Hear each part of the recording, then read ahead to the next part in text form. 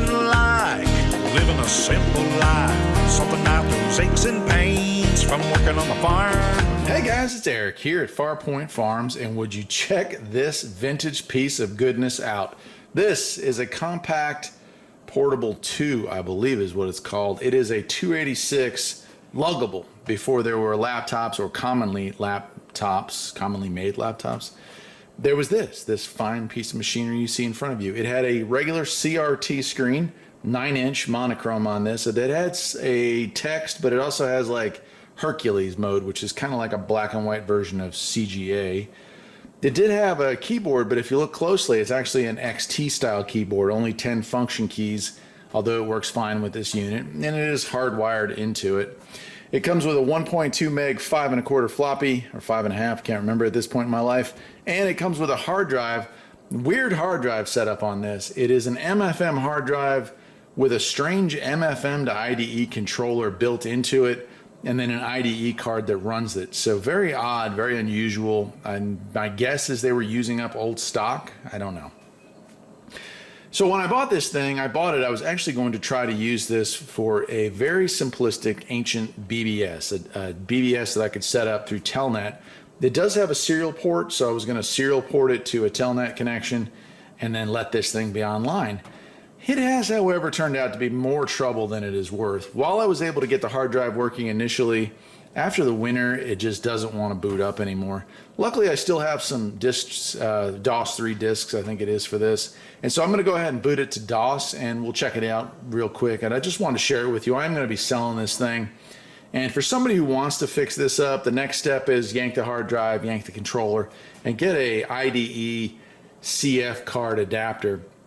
CF cards they look a lot like smaller SD cards, but they're actually miniature IDE solid state drives. It's kind of a cool tech. So you get an older CF card, something that this can recognize, and you could be on the, using this thing. I was planning on, or the hard drive did have DOS 5.0 with DOS shell in it.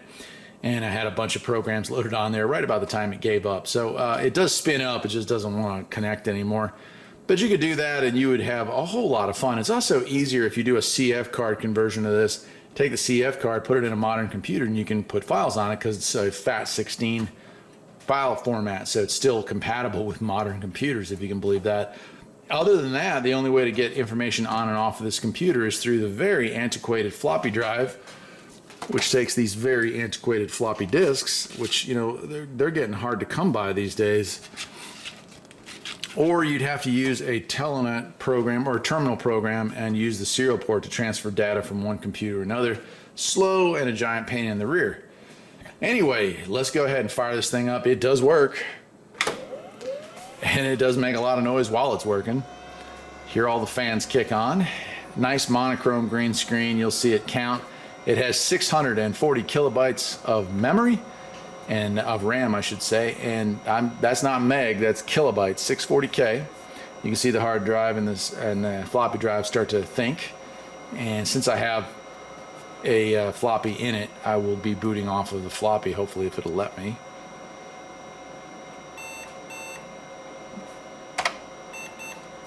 And it's just saying that, hey, the drive doesn't seem to be working very well. Uh-oh.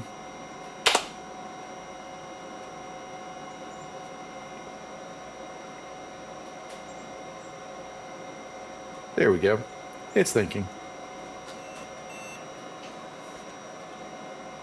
So we have a floppy in there. It's just telling us that the hard drive's not working right now, but we'll go ahead and boot it up off the floppy. There it goes, starting MS-DOS. Boy, it's been a long time since you've seen that screen if you're of a certain age. I was really late to the IBM game. I had older computers growing up because we just didn't have a ton of money. So I think that 386 or even 486 computers were out before I got my first XT. And it was an XT compatible that wasn't even 100% compatible. So it took me a long time to move into the modern era. You can see the date here, 10/15/1998. A little out of date. This is not Y2K compatible. And there we go, Microsoft DOS 6.0. I'm going to go ahead and pull the floppy out and we'll put a game in it and load it up. I'll just show you how it works. There's not a ton that you can do with this. I can go into the directory. On this case, there's not a whole lot going on here. This being a way, this is like a setup disk to help set this thing up, format hard drives, get everything ready. But let's go ahead, we'll switch disks.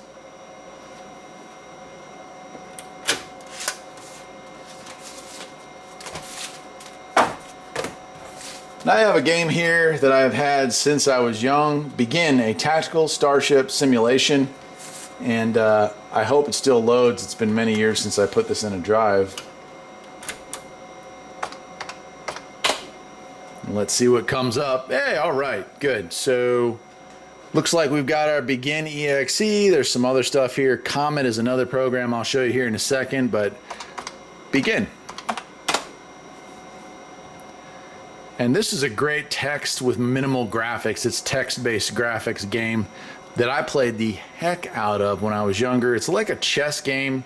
It's a play-by-play. It's not an action game. But it was super fun to play when I was younger.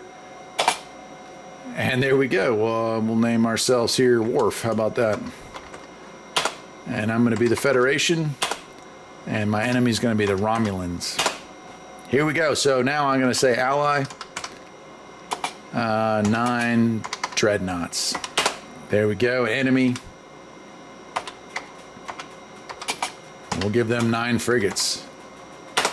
And then when you've picked all your ships, you hit Begin. And there we go. And so I'm not going to play this game for you, but you can see the graphics work. This is a graphic representation of where the ships are on the board. Here's a graphical representation of all your weapons, shields, and engine systems. And Spock is telling us our chance of defeating the enemy is 1.65 to 1, so it's not looking good for us. The brighter green, that's us. The darker green is them. It's really cool. It's an interesting game. What's really cool is how slow it takes this thing to think. And it's thinking, oh, well, actually, okay, the 286 works a whole lot faster. On my original XT class, my 4.77 megahertz XT, you would have this thing doing stuff, and it would take a minute before it would update that board. I actually bought a math coprocessor for that thing, and that made it into kind of like what you just saw here. Okay, let me quit. And it's going to be upset with me because I gave up so early, so they'll actually tell me I'm a loser. All right, we're disappointed in my performance, right? Hey, but everybody went home safe. All right, let me pop that out.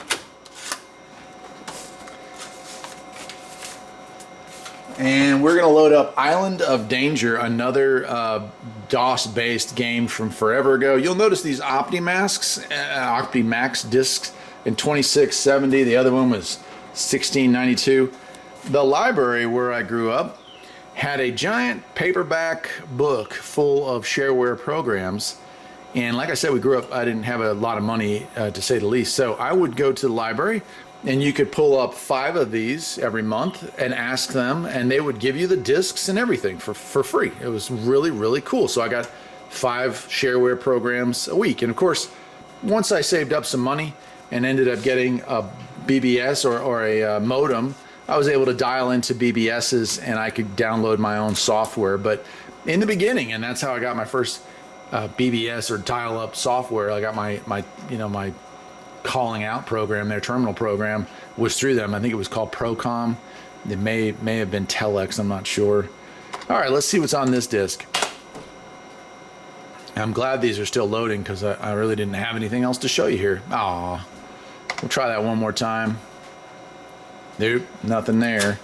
All right, let's see if I have any other games. I don't think I do. And I've got one last. I've got Basic Language Games, number 45. So this would be a really, really early shareware disk. And I don't know if it's going to work or not, but we'll definitely give it a shot. Hey, look at that. There's a bunch on there. The problem is they're all in BASIC, so I'm not sure that I can actually get this thing loaded, but we'll try it. I think you need to be in BASIC, and I don't think I have BASIC on this.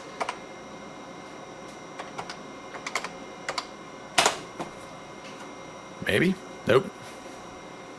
Let's see if I can get into basic.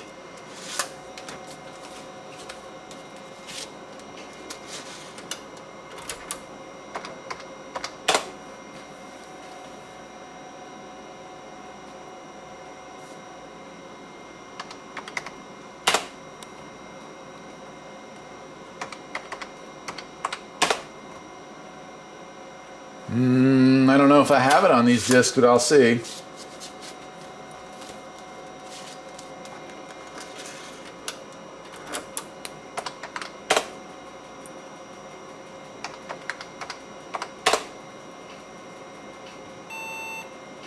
Yep.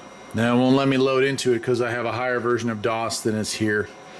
Well, I guess that is going to wrap it up. It's not a terribly long video, but it is a sincerely very old version of computing history. I mean, this is where it started, and honestly, a lot of us, myself included, got our teeth wet or got our hands dirty on DOS, and I've never really felt all that comfortable with anything but it, to be honest with you.